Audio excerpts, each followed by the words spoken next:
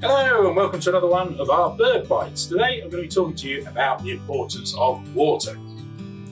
Somewhere in the garden you need to have a bird bath either like this or a hanging one. Although birds don't have sweat glands and use water as a means of controlling their temperature, it is absolutely critical for them for drinking and bathing. So you need to have your bird bath near the food so that if they're eating seeds and dehydrated mealworms, they'll need a lot more water and will need to drink at least twice a day. Obviously, like everything else, keep your bird bath clean and always make sure they've got water at all times. During the winter, it's possible the water might freeze. One solution to that is to put something like a ping pong ball in the bird bath, and the movement of the ping pong ball will help keep your water open and available to the birds for longer.